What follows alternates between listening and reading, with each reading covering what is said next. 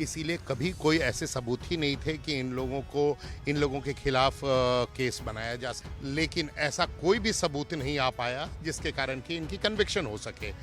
Agencies के पास option है to go up in appeal. जांच एजेंसीज को ये मालूम होना चाहिए था कि वो सब नॉन एडमिसिबल एविडेंसेस हैं। मालेगांव बम ब्लास्ट मामले में 18 साल बाद निचली अदालत का फैसला आ गया है। निचली अदालत ने प्रज्ञा सिंह ठाकुर और कर्नल पुरोहित सहित सभी को बरी कर दिया है। अब इस मामले में आगे क्या कुछ हो सकता है, इस पर बातचीत करने के लिए हमारे साथ मौजूद हैं सुप्रीम कोर्ट के वकील अभिषेक राय।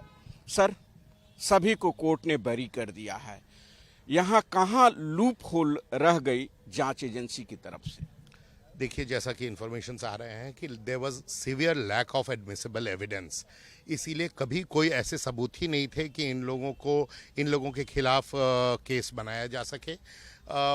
अपार्ट फ्रॉम द फैक्ट कि कुछ विटनेसेस हॉस्टाइल भी हुए थे, लेकिन तब भी काफ़ी विटनेसेस थे। लेकिन ऐसा कोई भी सबूत नहीं आ पाया जिसके कारण कि इनकी कन्विक्शन हो सके। और दुख की बात यह है कि इन्हें अननेसेसरी कस्टडी और जुडिशियल कस्टडी और इतना प्रोलॉन्ग्ड लेंदी ट्रायल फेस करना पड़ा। इसके बाद एजेंसीज के पास ऑप्शन है to go up in appeal, but जिस तरह की खबरें आ रही है, जो चीज़ों को हाईलाइट किया जा रहा है, इसको देखकर लगता है कि इसमें कभी वो अपील में भी सक्सीड करेंगे नहीं।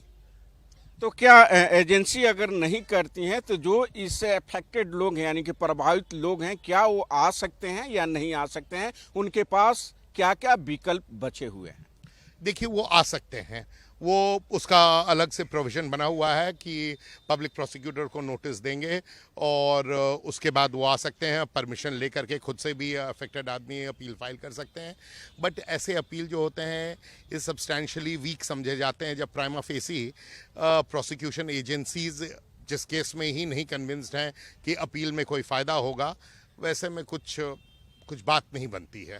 सर, निचली अदालत ने फैसला देते समय जांच एजेंसी की जांच पर भी सवाल उठाए हैं। जी, इसमें दिया गया है कि जो एविडेंसेस लगाया जा रहा था, दिखाया जा रहा था, जांच एजेंसीज को ये मालूम होना चाहिए था कि वो सब नॉन एडमिसिबल एविडेंसेस हैं। मेजरली जो एविडेंसेस दिखा रहे थे वो सारे नॉन एडमिसिबल एविडेंसेस हैं। उन्होंने किसी भी तरह से रीजनेबल डाउट भी नहीं क्रिएट कर पाए हैं जांच एजेंसीज की इनमें से कोई भी एक्यूज्ड इसमें शामिल थे। तो अब देखना होगा कि जो प्रभावित लोग हैं या जांच एजेंसी है, क्या निचली अदालत के इस फैसले के खिलाफ हाई कोर्ट या सुप्रीम कोर्ट का दरवाजा खटखटाती है या नहीं। भारत एक्सप्रेस के लिए कैमरा पर्सन धर्मेंद्र गौतम के साथ गोपाल कृष्ण।